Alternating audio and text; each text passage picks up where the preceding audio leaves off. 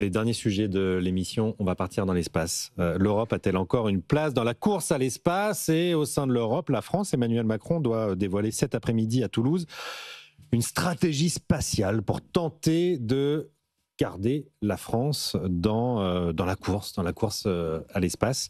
Je rappelle les chiffres des lancements l'année dernière. SpaceX, 134 fusées en 2024, 3 en Europe. Ouais. 134, 3. Ouais. Est-ce qu'on n'est pas déjà sorti complètement de la course à l'espace, Nicolas Bouzou? C'est dramatique.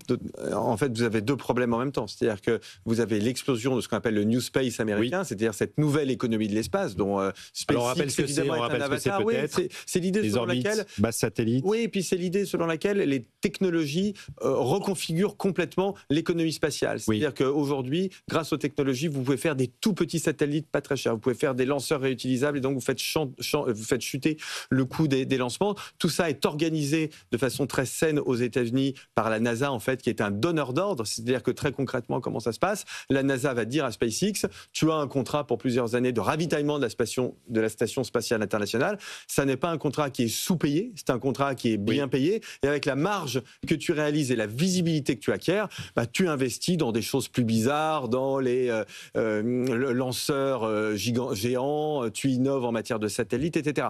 Au passage, et ça n'est pas du tout un détail, c'est une question de concurrence absolument fondamentale, SpaceX est un constructeur de fusées, oui. un lanceur et un opérateur télécom. Starlink. Trois choses. Oui. Ariane Espace est un lanceur de fusées, uniquement. Point final. Il n'a, pour des raisons de concurrence, pas le droit d'être le fabricant. Le fabricant, c'est Ariane, oui. Airbus, etc. Et il n'a évidemment pas le droit d'être un opérateur téléphonique. Ce qui est un énorme problème. Donc vous avez aussi derrière ça une très grande réflexion sur le droit de la concurrence. Ce que je veux vous dire, c'est que sur ce coup-là, les Américains ont été très forts, les Européens ont été très nuls. On est aujourd'hui en matière spatiale, et je ne suis pas quelqu'un qui verse spontanément vers l'excès dans une situation critique, c'est-à-dire que le risque, c'est qu'il ne nous reste plus rien. Et là, le président de la République, il va pas, voilà, c'est pas simplement un discours, ce dont on a besoin, c'est d'actions très rapides pour se rapprocher du modèle américain. Alors, une remarque, tout à fait d'accord avec ce que vient de dire Nicolas Bouzou. Bon, il faut être bien conscient que la recherche spatiale, certains disent ça sert à rien, pourquoi aller sur Mars et compagnie, mais derrière, ça draine des tas de choses. Oui. Les moins de 20 ans ne peuvent pas s'en souvenir, mais le programme Apollo, derrière, a généré une immensité d'avancées technologiques et Internet, d'ailleurs, par rapport à ça. Voilà. Donc, ça draine tout un tas de choses. Bon. Alors, en plus, là, maintenant, il y a effectivement les satellites en orbite basse, etc., qui ont un intérêt économique tout à fait fort de manière générale. Bon. Les Américains ont été très forts. Pourquoi ? Parce qu'ils se sont dit, là, maintenant, on est sorti de technologies qui sont hyper fondamentale, très en avance, comme pouvait l'être la NASA à l'époque. Et maintenant, on a besoin de la rapidité, la flexibilité du secteur privé pour aller plus vite. Parce qu'il y avait beaucoup de critiques aux États-Unis sur la NASA qui s'était transformée un peu en monstre très technocratique. Ce qui est simplement aux États-Unis, ils ont la lucidité de dire OK, c'est comme ça, paf, on coupe. Et puis maintenant, on va faire la concurrence. Alors, on parle que de SpaceX, mais il y a le lancement de Blue Origin de Jeff Bezos aujourd'hui. Donc, ils organisent d'ailleurs la concurrence en disant qui va le plus vite, c'est toi, c'est moi. Je répartis les choses de manière générale. Bon. Après, est-ce qu'on est fondamentalement en retard? Oui, on est en retard, il ne faut pas se raconter de bêtises. Bon, on n'est pas si en retard comme ça.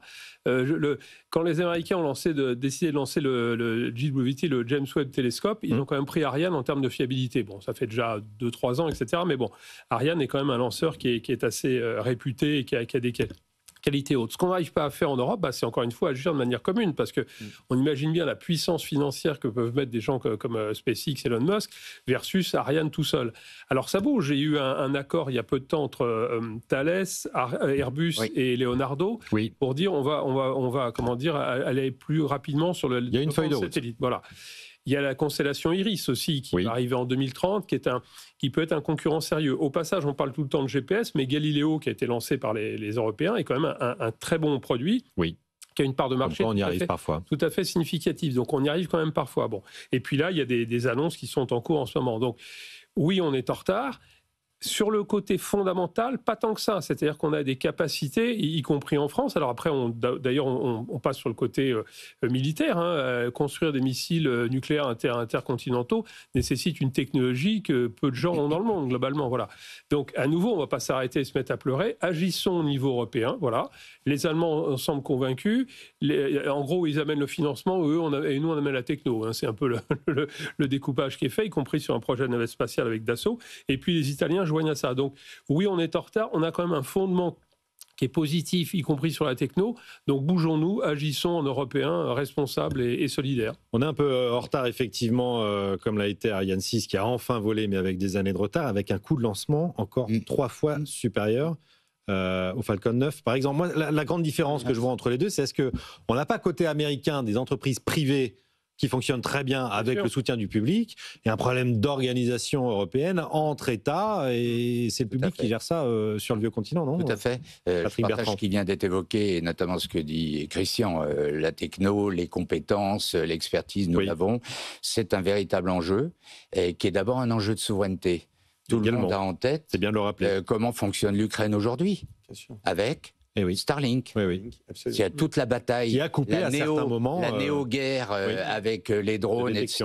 À la fois leur élimination des drones adverses et l'action des drones ukrainiens, c'est grâce à Starlink. Donc c'est un enjeu de souveraineté. Et après, vous souleviez le sujet de méthode, et on en revient à quelque chose qu'on a souvent évoqué sur ce plateau, c'est l'État stratège et l'État gestionnaire. Et le pays dit le plus libéral nous donne un exemple absolument fabuleux qui consiste à dire que quand on est dans un pays libéral, l'État intervient aussi. Mais il intervient au travers d'agences comme la DARPA, en passant commande, en demandant développer tel aspect. Et après, il laisse les acteurs privés jouer la scène, il les finance, et c'est au rapport. Je veux dire, quand vous avez un soutien de la DARPA, c'est quasiment, peut-être tous les mois, tous les 3 mois, tous les 6 mois, que vous devez venir dire, voilà, on a dépensé tant, voilà où on en est, etc. C'est cette conjonction d'un État stratège qui donne l'impulsion, qui finalement passe une commande en disant je voudrais qu'on travaille là-dessus, et d'ailleurs la plupart des GAFAM viennent très historiquement de commandes initiales de l'APA. Donc allons-y, on a les compétences, on a la volonté politique, faisons en sorte qu'on ne tombe pas dans les travers habituels consistant à ce que la sphère publique se mêle trop de comment le réaliser, définit le pourquoi, finance le pourquoi et laisse-nous faire le comment. Une DARPA à l'européenne, Philippe Aghion, prix Nobel d'économie, en parle depuis bien sûr, des années. Très convaincu sur un point qui est la Commission européenne. Enfin, l'Europe s'est souvent opposée à la mise sur pied de géants européens. C'est ça aussi. Là, c'est le droit de la concurrence. Donc là, on est sur un sujet de droit de la concurrence. Qui devrait être revu. Qui est en train de bouger, mais enfin à pas un peu prudent, si je veux dire. Bon, qui bouge, soyons positifs sur le sujet, pour arriver demain à créer ces géants européens. Et encore une fois, on est le premier marché économique mondial. Bon, voilà, alors il y a l'histoire de l'Europe, on a ce langage, etc. Mais on a les capacités, si on le veut, de faire les choses. Mais ce n'est pas uniquement les États isolés, ce n'est pas uniquement les entreprises, c'est aussi l'Europe au sens administratif qui doit favoriser la création de géants européens, en clair, de rapprochement d'entreprises. Et là, on parle du spatial, mais on pourrait parler du bancaire, on pourrait parler des télécoms qui ont été évoqués, où on a, je ne sais plus combien d'opérateurs télécoms en France. On aurait 4 opérateurs télécoms 4, bientôt 3. Européens, pardon. Ils auraient une puissance de feu qui serait similaire aux géants américains, aux géants chinois. Donc c'est là-dessus qu'il faut bouger. C'est un point très important. Tu soulèves le sujet de la concurrence. Comprendre que dans un fonctionnement de mondialisation et de fonctionnement de l'économie libérale, le protectionnisme est un outil. Il est un outil pour permettre, et donc la concentration d'entreprises est un outil pour permettre de développer et d'être fort sur un domaine, et après on ouvre parce qu'on est devenu fort et compétent avec une vraie offre dans ces domaines-là. Et de ce point de vue-là, le droit de la concurrence européen et par ruissellement, si j'ose dire, français, est aberrant. C'est indispensable de laisser pendant un certain temps et après on contrôlera. Est-ce que tu abuses de ta position dominante? Est-ce qu'il faut te scinder comme ça a été le cas dans le secteur du pétrole aux États-Unis ou des télécoms? On verra. Mais la première, c'est comme on peut partager les richesses, mais il faut d'abord que les richesses soient créées. Créons d'abord une réalité. Des géants et après, solides. on gérera les effets de bord qui seraient liés à une position monopolistique, entre guillemets. Mais, en tout cas, sur les domaines stratégiques, ça passe par ce que Christian a évoqué. Nicolas Bouzou, vous évoquiez tout à l'heure le New Space. On a un New Space français aussi. Je ne voudrais pas terminer l'émission sans citer des startups comme Exotrail, The Exploration Company, qu'on reçoit sur BFM Business ou Latitude. Est-ce que le salut passera par ces nouveaux acteurs français ou est-ce qu'il faut y aller beaucoup plus fort avec toute la filière, avec Thales, Airbus, etc. C'est les deux. C'est-à-dire que qu'est-ce qui manque pour changer d'échelle? Ce qui manque, c'est l'organisation institutionnelle de l'Europe. C'est-à-dire que vous avez des règles qui sont des règles contraignantes et même absurdes. Je vais vous donner un exemple encore concret. Règle qu'on appelle la règle du juste retour. Aujourd'hui, je vais très vite, mais quand vous avez un appel d'offres, par exemple, dans le domaine spatial au niveau européen, quand on lance un projet, il faut que chaque pays participe à ce projet en fonction de son PIB. Donc c'est vraiment... Et alors, je vais dénoncer... ceux qui ne veulent pas lâcher l'affaire, bien évidemment, c'est nos amis allemands, qui ne sont pas nos amis. Enfin, qui sont nos amis, mais aussi, puisqu'on est 20% du PIB européen. Bien sûr. Donc ça, ce genre de règles, c'est complètement absurde en réalité, parce que c'est une prime à la taille de l'économie et pas une prime à la compétence des entreprises. Donc il faut, c'est là où on attend le président de la République, s'il a envie de proposer des choses pour terminer son mandat sur des trucs un peu positifs et utiles, c'est essayer d'utiliser de son poids politique et de son ancienneté en Europe pour proposer de casser ce genre de règles. Ça, c'est là qu'on a besoin du leadership politique.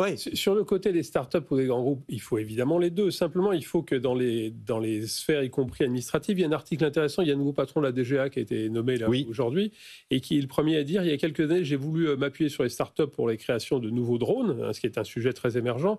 Et en fait, la sphère administrativo-politico, etc., m'a un peu bloqué sur le sujet. Voilà, donc faisons confiance aux startups en s'appuyant sur la puissance des grands groupes. Faisons confiance à l'entreprise. Ce sera le mot de la fin des experts aujourd'hui. Merci beaucoup Nicolas Bouzou, Patrick Bertrand, Christian Poyot.